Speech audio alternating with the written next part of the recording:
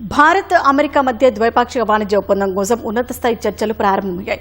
ఇటీవల అమెరికా తన టారిఫ్ విధానంలో తీసుకొచ్చిన మార్పుల వల్ల భారత్ కోల్పోయిన ప్రాధాన్యతను తిరిగి సాధించేందుకు కేంద్ర మంత్రి పీయూష్ గోయల్ కసరత్తు మొదలుపెట్టారు.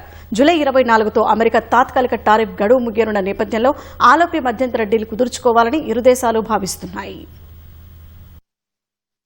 ద్వైపాక్షిక వాణిజ్య ఒప్పందం కుదుర్చుకునే దిశగా భారత్ అమెరికా మధ్య ఉన్నత స్థాయి వాణిజ్య చర్చలు ప్రారంభమయ్యాయి. ఇందులో భాగంగా కేంద్ర వాణిజ్య పరిశ్రమల శాఖ మంత్రి పీయూష్ గోయల్ యుఎస్ వాణిజ్య ప్రతినిధి జేమిసన్ గ్రీర్తో సమావేశమయ్యారు. అమెరికా టారిఫ్ విధానంలో ఇటీవల మార్పులు చోటు చేసుకుంటున్న నేపథ్యంలో గతంలో కుదుర్చుకున్న ముసాయిదా ఒప్పందాన్ని సవరించి తిరిగి డీల్ చేసుకునేందుకు ఇరు దేశాలు సిద్దమయ్యాయి. ఈ నెల 2 నుంచి 4 వరకు ఢిల్లీలో ఇరు దేశాల ప్రతినిధుల మధ్య చర్చలు జరిగాయి. వాటిని అనుసరిస్తూ ఇప్పుడు మంత్రుల స్థాయిలో భేటీ జరిగింది.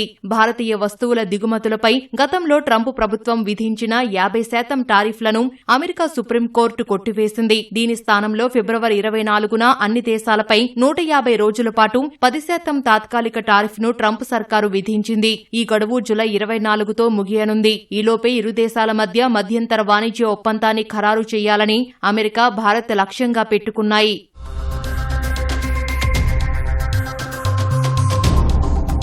ఫిబ్రవరిలో కుదిరిన ఒప్పందం ప్రకారం భారతీయ వస్తువులపై 18% టారిఫ్ విధించడానికి యుఎస్ అంగీకరించింది. అప్పట్లో వియత్నాం, ఆసియాన్ వంటి పోటీ దేశాలపై 19 నుంచి 20% టారిఫ్ ఉన్నందున భారత్కు వాణిజ్యపరంగా లాభం చేకూరేది. కానీ ఇప్పుడు అన్ని దేశాలపై 10% టారిఫ్ ఉండటంతో భారత్ తన ప్రాధాన్యతను కోల్పోయింది. దీన్ని చక్కదిద్దుకుని ప్రాధాన్యత టారిఫ్లను తిరిగి పొందేందుకు భారత్ తీవ్రంగా ప్రయత్నిస్తోంది.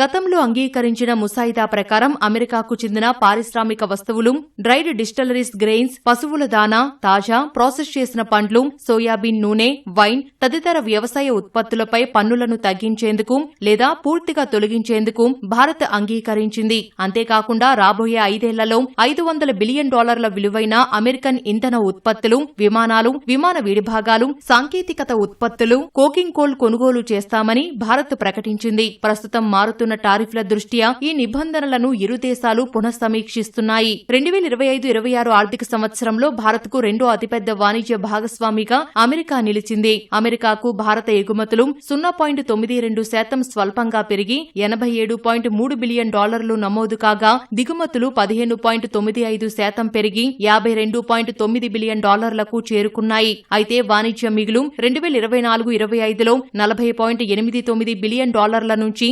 2025-26 నాటికి $34.4 బిలియన్ పడిపోయింది.